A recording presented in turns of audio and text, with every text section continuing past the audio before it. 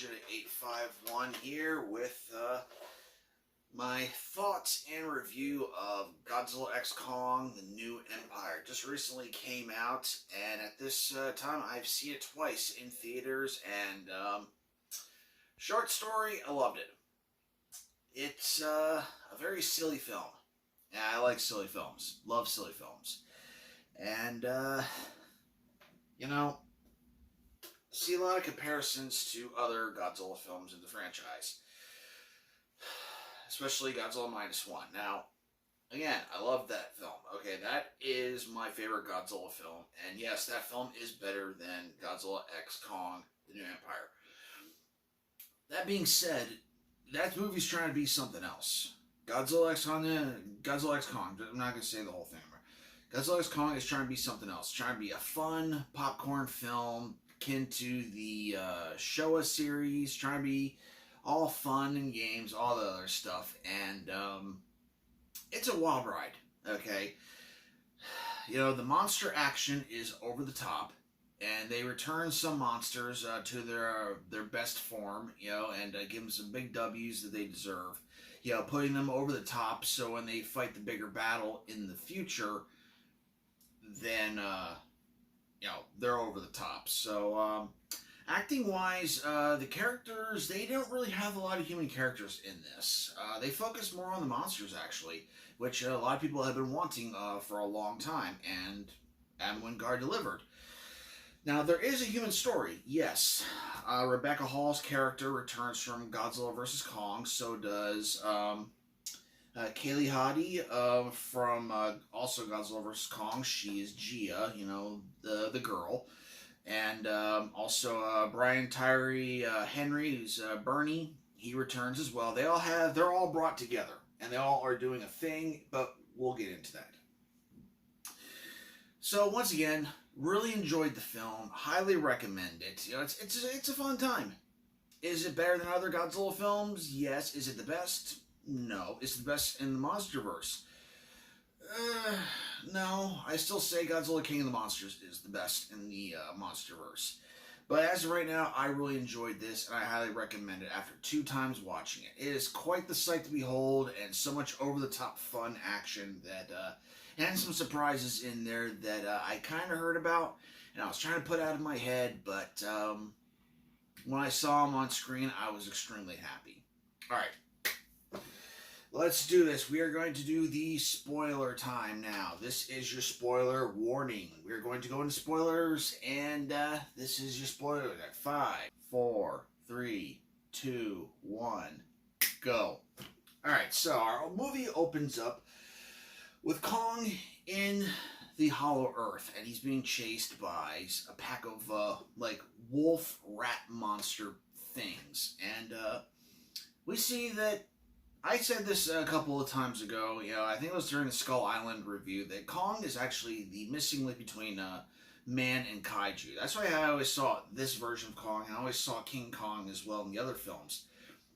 Kong is straight up doing Rambo traps in this. You know, setting up log traps, you know, spring traps as well, you know, sinking traps as well. So, yeah, Kong is thinking not only as an animal, but also as a human as well. While also thinking about, you know, intimidation things as like an animal would do as well in this fight. He overcomes and opens up a new area of the Hollow Earth. Meanwhile, up on the surface, Rebecca Hall's character, Dr. Andrews, is talking about, you know, the Hollow Earth, but he also starts talking about Godzilla and how Godzilla and Kong, as long as they stay apart from each other, there won't be another fight and everything will be fine.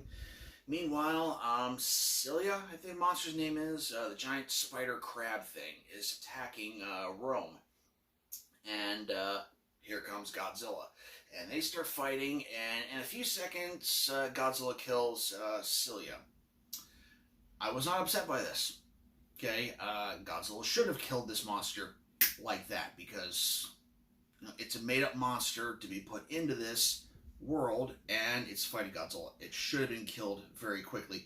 And it did. Godzilla goes and takes a nap inside the Coliseum, which, yeah, they showed off in the trailer, which I wish they would have kept that. You know, stop doing that movie trailer. Stop giving us stuff away in trailers. I'd rather see it in the movie, but whatever. Moving on.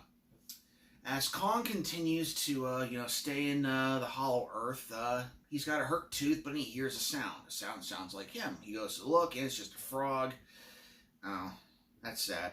As the hole that he dug earlier actually opens up, and a new area opens up, as the humans in the Hollow Earth see that a new area is opened up.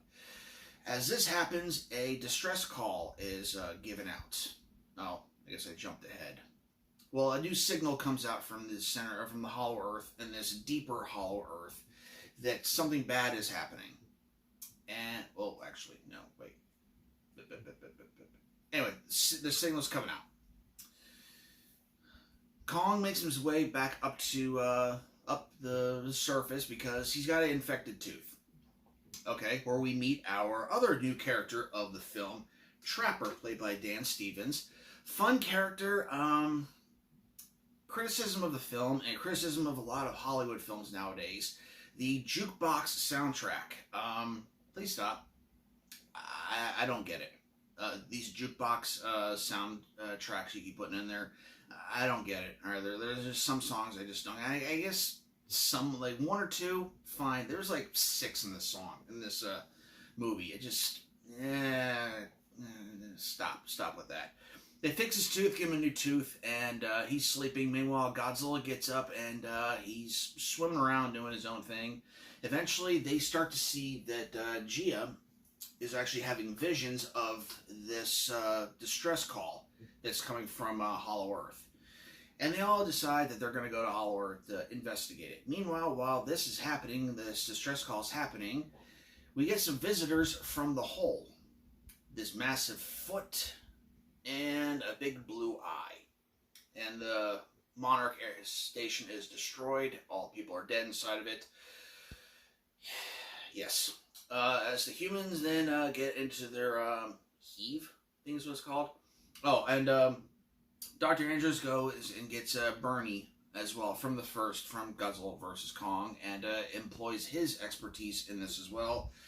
Because he's the one that actually broke a distress call with his buddies on his Discord. Okay. And he comes along, and they all go to the Hollow Earth with Kong. Godzilla stays up on the surface. As they're on the Hollow Earth, searching around, Godzilla is hungry, and he goes to France, and he, for the first time that I can remember in a long time, ever since the 84 film, maybe, I guess you can say in Megaguirus, he actually see him feeding on nuclear energy, which, that was awesome. That was a really awesome scene. That's when he starts glowing blue. That's when they send the drone attacks in to try and stop him. It's like flies. They're just throwing flies at him. Just nothing. Just don't even bother, okay? Just pray he goes away. And he eventually does, but he just swats them away like they're flies. He goes away. Meanwhile, he's like thermonuclear again, like he was in Godzilla King of the Monsters. He's very, very hot. He's not yellow yet like he did when he got Mothra, but he's like making the ocean, bubble around him and everything, and he's just really... Kong's back in the center of the Earth, at the Hollow Earth, and he finds his axe and wants to go investigating the new hole that was dug up. And this is another thing that's really cool about this film, is that a lot of the film is told through Kong's perspective. It's all his, like how he sees it and how he deals with it and how he wants to. Because yes, the humans are there. Dr. Andrews' group is there. We've got Bernie there. We've got Trapper there. We've got Gia there, and we've got Mikhail, I think his name is. He's the pilot of the Heave, but yeah, well, we're gonna mourn him in a minute, or I guess. As they're off doing this thing, Kong decides he's going to go down and he's going to start checking out as well. So he grabs his axe from the previous film and he goes down to check it out. And it's pretty interesting. So you start to see these giant crystal formations everywhere, which for the longest time, people were thinking that Space Godzilla was going to be in this film. And as cool as that sounds, it kind of doesn't really make any sense. But whatever. Maybe in the future we can get something with Space Godzilla, but maybe not. We'll see. As Kong is searching, he comes across a giant, shadow. He's like, oh no, what's this? It's the new character, Suka. It is a baby orangutan looking, ape looking thing. And it looks cute and everything. Kong puts his hand out to, pet it. It bites his finger and he's attacked by three other apes. No. Yeah, three other apes. Kong fights him off, like the tough guy, like the tough monster that he is. No problem. And then he actually, has Suka. I hope I'm pronouncing that right. The baby ape as his tour guide to show him around the Hollow Earth. Meanwhile, up on the surface, Godzilla is swimming around and he's actually gearing up for something. And he's absorbing more and more energy. And now he's going up to the North Pole, the Arctic Sea, and he actually goes to fight the giant monster Tiamat. And apparently Tiamat is not only just a giant monster, but actually it guards a power source from the sun that focuses through a certain point to the earth and then goes into this iceberg where Tiamat is, making it stronger. But now Godzilla wants it because he's hearing this distress call and it's driving him nuts. So now he goes out, he wants it, he fights Tiamat and kills it in seconds, which he should have because he's Godzilla and it's Tiamat and it's not, so I'm fine with that. So then he burrows inside of the iceberg and then he starts absorbing the energy. And now Godzilla's out of the film for quite a bit, which is kind of upsetting, but also this is kind of a Kong movie. Not really a full-on Godzilla X Kong film. This is more of a Kong film with Godzilla in it. And on paper, that sounds like it'd be annoying. But actually, the way how the story is told, I really dig this. More on that later. As Kong and Suka are now walking around. By the way, someone had to be playing God of War. Or God of War Ragnarok during. Just look at this. Look at these. Come on. Anyway. So they stop by a lake. And they're drinking some water. Suka is actually... Suka? Yeah, he's obviously luring him into a trap. I can tell by the look on his face, which is another cool thing about the animation and the visual effects in this. You can tell the visuals and the story that they're telling with each other, by the looks that they're giving each other. Kong kind of going along with it, but not really trusting. Suka, you can see, is trying to trick him as well into things, and he tricks him into this giant lake, which, again, God of War, where this massive serpent comes out, okay, and Kong has to fight it, which the serpent looks like Jormungandr, the world serpent, like in God of War and God of War Ragnarok, so, it's still fun that you don't actually fight it in that film, in those games, but still, it's a fun little nod, or am I the only one that saw it? Maybe I'm the only one that saw it, but anyway, Kong kills it very quickly, and then meets back up with Suka very quickly, and they continue on their way. And as the baby is hungry, Kong offers him food, showing that he's not a evil ape. That's nice. And actually, they start to build a bond. They cross over this bone bridge into Mordor. Like this lava area. I don't know the exact name of it. And we see inside of this large cave that there's an entire colony of Kong's, other apes. And, Kong is, happy and annoyed at the same time. So he goes in to see, and he sees that they're all being treated as, workers. And not being fairly treated and being beat on. And he decides, that that's not cool. And he actually knocks out one of the guards in a very funny scene, which made the theater chuckle both times, And this brings the villain of the story. Yes, he is the villain of the story. Okay, people say that he's not. No, he is the villain of the story. Scar King. This massive, long-armed, orangutan-looking, massive... maybe that's not orangutan. I suck at telling the ape species apart. This massive ape comes out. And then he stands next to Kong. You see Kong is much bigger than he is. In mass, but they're about the same height.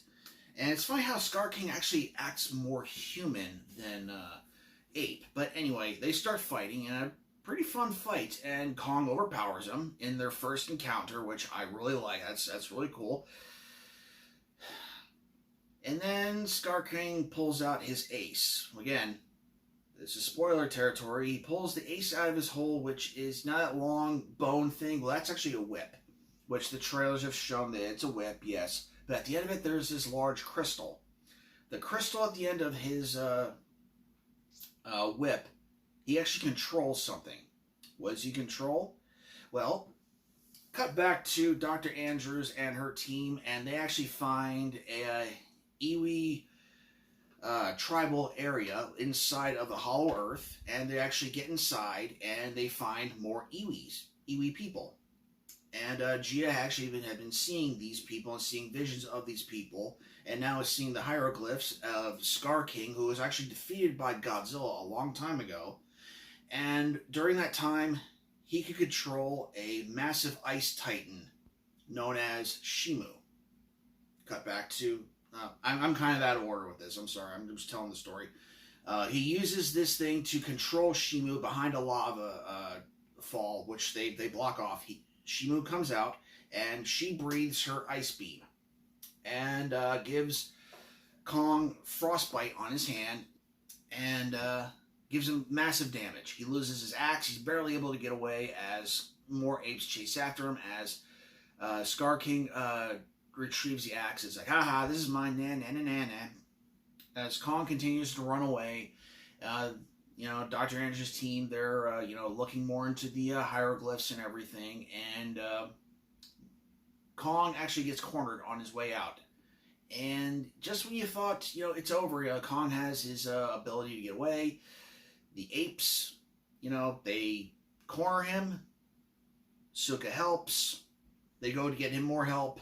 There's that. Come to find out that Gia, this is probably going to get me in a lot of trouble saying this, is actually, in a way, a Shobijin. They don't say in the movie, but, she is there, and it's actually foretold that a Iwi, person from Skull Island is going to come to the Hollow Earth and resurrect Mothra. So, in a way, she's a Shobijin.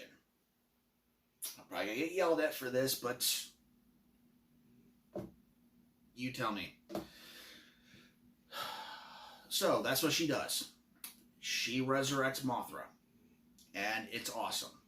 I was very happy to see Mothra back, as Trapper fits Kong with the big old power glove thing.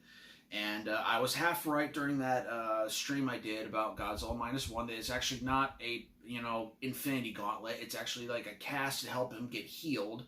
But it's also to upgrade him as well and help him, fight as well, as they feel that part of the destiny is they have to go get Godzilla as well to bring him to the Hollow Earth to fight Scar King and Shimu. Kong goes upstairs to get Godzilla. Godzilla wakes up, and we have his... his new evolved form. Very cool. I really like this form. Spike's very Millennium. The body's also very Millennium. Also, he's very trimmed up and very tightened up as well, which actually is funny. Earlier in the film, when he's in Rome, and someone actually painted a picture on one of the walls of Godzilla being fat, which is a common thing people say about the legendary Godzilla, and he actually steps on that wall to, as a middle finger to it, and now he's all trimmed up and like he's on a P90X workout or something. So Kong calls to Godzilla. Godzilla hears, and he jumps off the side of the Rock of Gibraltar to go to Egypt to meet up with Kong. And kind of reminds me of Sea Monster a little bit. Not completely, because he dives. He does like an Olympic dive off of it. So it's like not exactly the same, but I got a little thing from that anyway. They meet up. Godzilla does not like Kong. He respected Kong, but he doesn't like him, and they start fighting again.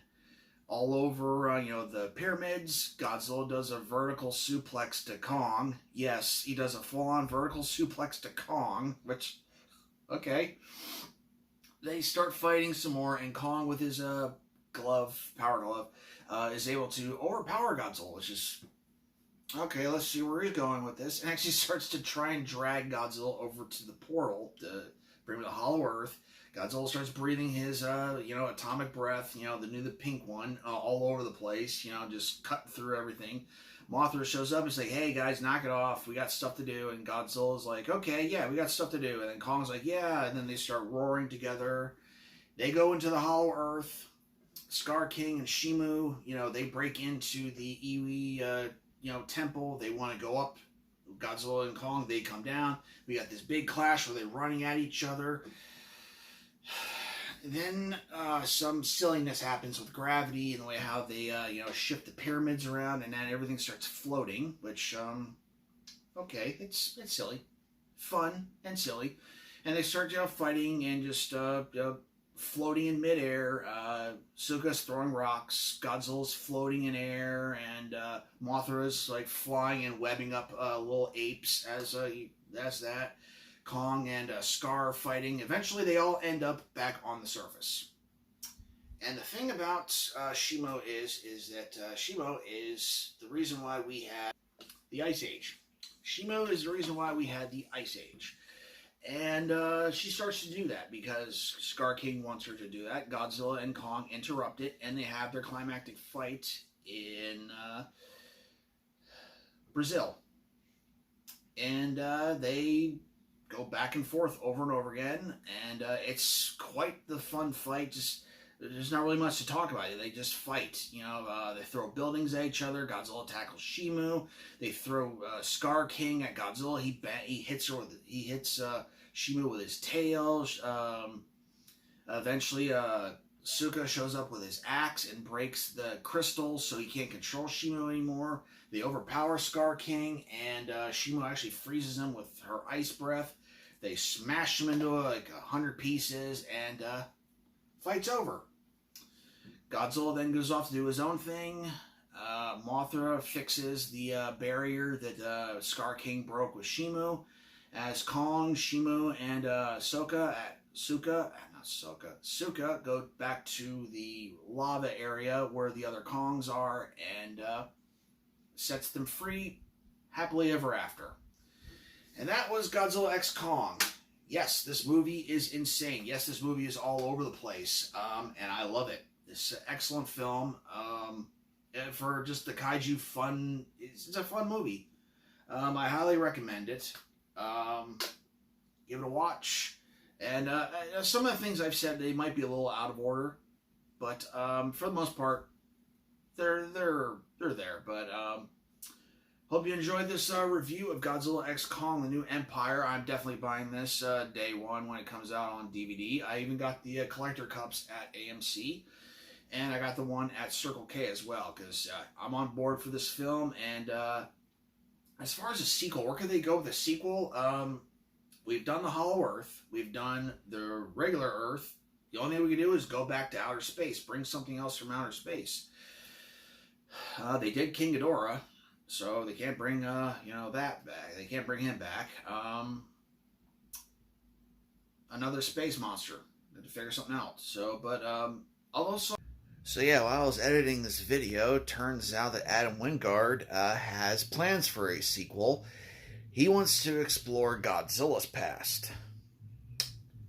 Yeah, that is far better than anything I came up with. I am on board for that 100%.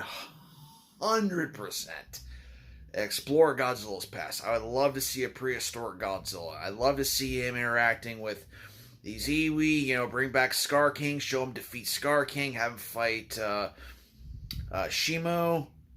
Bring back King Ghidorah as well, because, he was in the prehistoric times as well. Do it. Do it all. But those are all dreams, and we will see what the future has later. Till then, this is Gojin851 saying, please like, comment, share, subscribe. Hope you all enjoyed, and I'll catch you all with the next video.